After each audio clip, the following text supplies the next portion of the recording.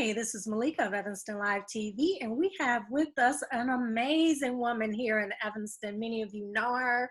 We call her Lisa D. Just Lisa D. She's known as Lisa D. She owns the gallery at 1100 Florence. It's actually called 1100 Florence. It's like the go-to spot for all the artists, and she's actually built a culture for the artists here on the North Shore, mainly here in Evanston. I mean, the art world has just blown up when Lisa D hit the spot.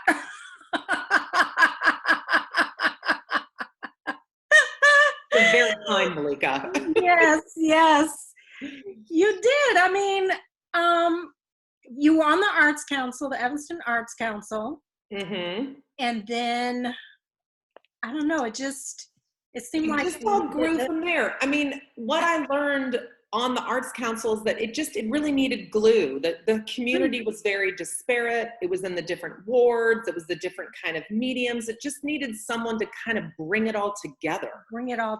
So how did you do that?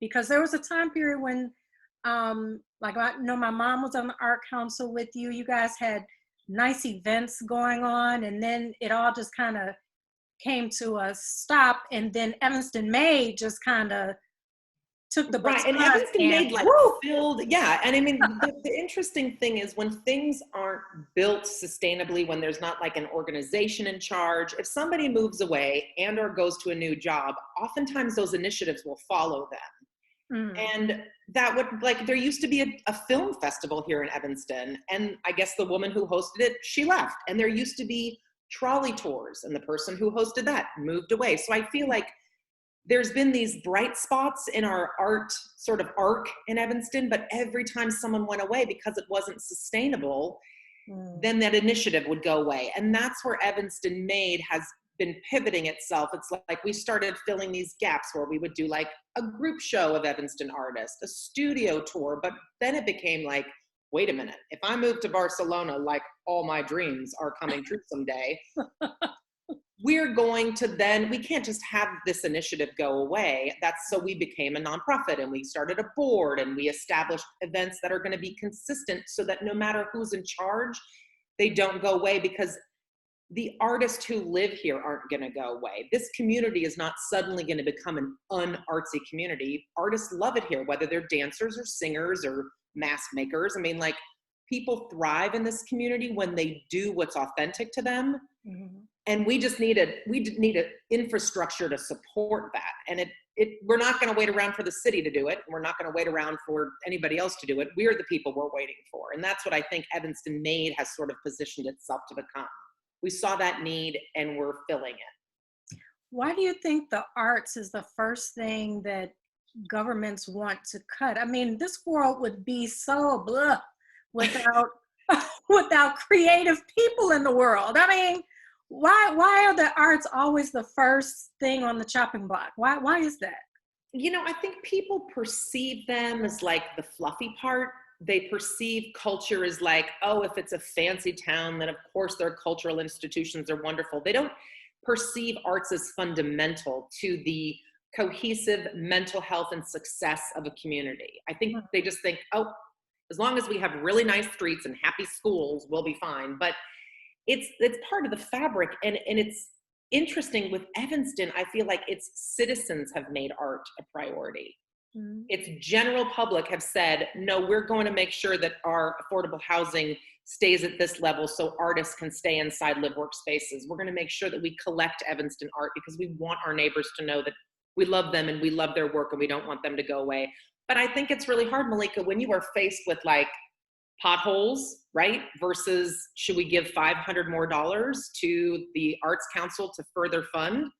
People always choose potholes. It is not unique to Evanston. The thing that breaks my heart is that our Arts Council just lost all funding for 2020, and there were people who were relying on the grant to do their operational budget, or relying on that extra money to hire that person, you know, to drive through their equity and diversity initiative. Like, there are good organizations in this town who are trying to support the arts, and for that little bit of funding to get taken away is like, that breaks my heart in half.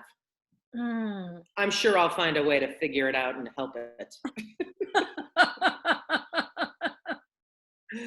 Well, you've become the go-to person for all artists, every kind of artist there is. It's like, have you gone to Evanston Made? You know Lisa D? Yeah, or at least call her and she'll point you in the right direction. Because I'll always hear from people, I heard so and so told me to call you. I know you might not be the right person, but I was like, you're right. I am not the right person. Call this person. Like, I'm at least trying to be a connector so Mm, that people know where to get what they need in the arts community. mm, mm. And you've featured so many talented people that I don't think we would have known who these people were. Well, and it's crazy because, like, I'm not from here, right? And whenever I move to a new town, I always want to I want to meet everybody because I'm very nosy and I'm very excited. But there's people who've lived in Evanston for 35 years in the same house on the same street, and they did not know that 4 doors down was someone else who had been living on the block for 25 years, who also happens to be an incredible artist. And it wasn't until the studio tour that they then met. So there's this moment where, like, even the creatives being connected to one another, the Mhm. Fran Joys meeting the Joanna Kramers, there is power in that community building, because then people get validation that, like, oh, I'm not the only crazy one making art over here in the corner. Wait, there's others like me. And then if we get together and have a party, we each bring, like, that's what's been so amazing, is watching people get to know one another within that arts community. And it's hundreds of people who we have been able to connect together because of Evanston Made. But the rumor is there's thousands of artists who live in Evanston. We just haven't gotten to them all. I don't know that we ever will, but we certainly have gotten to a good, like, a 500 amount of them for sure. Well, if no one has heard of Evanston Made yet, it's probably they're maybe a little insecure or afraid. Or under a small rock, because we're really loud about it. Oh my goodness. So what do you have coming up? There's always something happening with Evanston Made. So you There's have your always something. So we had to, our annual big group show and studio tour, we had to cancel the studio tour until further notice, but we moved the whole group show online. So that's like, we can do that. We can have an online show. Everyone's doing this. But then we partnered with nonprofit organizations across Evanston to do this event called Evanston Art Connects, where we are putting up signs of congratulations to the graduates, thank you to the helpers, art in windows. We're just trying to bring a little bit of, like, peace and harmony and art to the community. And we're just essentially going to art bomb all of Evanston. And really, Evanston Made is trying to push this idea that, like you said earlier, imagine, especially during this time where we're all locked, imagine where you would be without Prince during this pandemic. right. I was like, oh my God, if I couldn't cry to Purple Rain every 7 days, tell me where I would be. Out of Africa, if I couldn't watch that movie and freely sob just once or twice. I mean, like, and everyone is going through all their albums and their favorite books. I feel like we would be so disconnected without art. And the nicest thing I have to say about Evanston Made is that we have all been connecting with each other. We're doing professional development right now. We're building people's portfolio pages on our website. We're Zooming with the artists. Like, we're all the time in the camera, making eye contact with each other, so we don't feel like so isolated and lonely.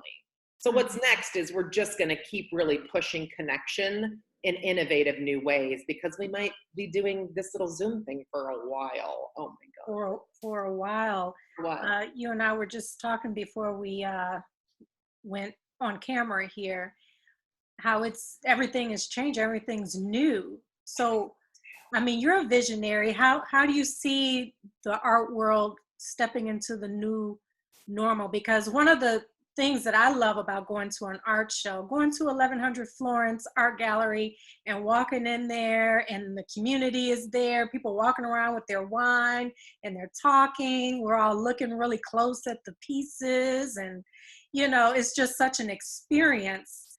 More than anything, it just feels good. So in your vision, what do you see happening now? You know, I feel like it's going to get really small before it gets big again. I keep thinking of like Sesame Street a little bit. Like, we're going to lose all of these art fair, art market, really like high level layers to the art world in general. I'm hoping the institutions survive, but like Art Basel, where like there's a $45,000 banana taped to a wall, I think the eccentric 1% version of the art world is going to melt for a little bit.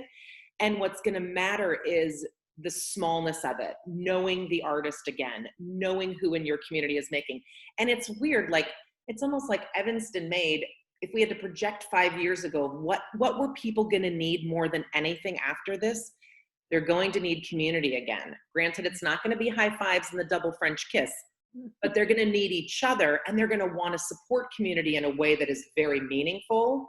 And it won't be buying the next thing from wherever, Chinese manufacturer. It'll be from the local store that they have missed so much. So I feel like if Evanston Made can really highlight and focus on putting the makers in front of the community members, it's going to be what we all need to get back to normal just a little bit. I just hope that we are all in a position to buy that $400 painting or $40 mask. I just hope that this community can financially find the freedom and the space to support the creatives the way that they always have. And so I know you have to get going. What are the dates that people need to look out for? Are you going to have Zooms where the public can join in? Yeah, so two things. We're gonna, for the Evanston Art Connects, we're gonna do 3 events. We're gonna do Memorial Day weekend, May 30th, which is the day of creativity, and then First Saturdays. And we'll just have a Google map. There will be no like hard copy map. I'll email it to you so you can share it, but it'll just have all the art to engage. But then for the annual June group show, we're kind of gonna do something fun. We're kind of gonna do like not like a Jerry Lewis marathon, like where we're raising money, but we're gonna do a streaming marathon of 15-minute interviews with every single artist in the show. Now, typically there's like 300 artists in the show when it's at Evanston Art Center. So I'm sure it'll be about half who will want to do it online this year, but we're gonna give everybody their 15 minutes of fame. We're gonna give them a red carpet. We're gonna make them feel like the whole world is waiting to see what they have to show us. So from June 1st until we run out, we're just going to do nonstop. I'm going to interview just like this, every single human who's in the show and the pop-up, because it's what people want. They want to see, they want to tune in and see Malika. They miss your eyes. They miss seeing you. They want to be like, what's she up to? She looks great in red. So we're going to do that. We're going to roll it out like it's the biggest thing ever. And I'm very, very excited for that. Well, thank you so much for keeping the art world going and moving. I say you brought it back to life because it seemed like it was dying down, no funding or whatever. Lisa D was like, oh no, we've got Evanston Made, and you just like blew it up. So all these talented people like the Fran Joys and Sarah Kites, I mean, all these wonderful people out here can still continue to be give Evanston the color. And thank you. Thank you for your enthusiasm, and thank you for Evanston Live TV. You have introduced me to so many people who I never ever would have met, and I'm so grateful for anyone who is willing to get in front of a camera and tell the stories that need to be told. So thank you for doing what you do, Malika. Oh, thank you, and I can't wait till we can get back to 1,100 floors. I can't wait. Get back to our world, world. All right, Lisa, thank you so much. And people can also catch your podcast, the Lisa D Show. The Lisa D Show is on Instagram weekdays at 6 p.m. or it's the lisadieshow.blogspot.com. Got it. Thank you so much, Lisa. Thanks, Malika. Bye. All right, bye-bye. Okay, you guys, this has been Malika, Evanston Live TV, and that was Lisa D, Woman About Town. She has kept this art world flowing in Evanston. She has become, to me, the council the Arts Council. She is showcasing every artist under the sun. And for those of you, she said she hasn't even scratched the surface to all the artists in Evanston. So what that tells me is some of you are afraid to showcase your work. You better step on out and get in touch with Lisa D and showcase your work. She's awesome. She's so supportive, and she's just an amazing individual. So you all be sure to check out her next event. It'll be on Zoom. So this is going to be a whole new world for us, those of us who love going to see art. So I'm looking forward to checking this out. And as I've been ending every video, please follow the guidelines. You all please be safe, stay conscious, stay aware. I know the news is depressing and consuming, but please pay attention to what's being said out there, because it's affecting your livelihood, it's affecting your health, your life, your family. Wear your gloves, wear your mask, people. Take your shoes off at the front door. Do not track COVID-19 into your house. Keep your 6 feet distance and stay home as much as you possibly can. All right, you guys have a great day. This is Malika, Evanston Live TV.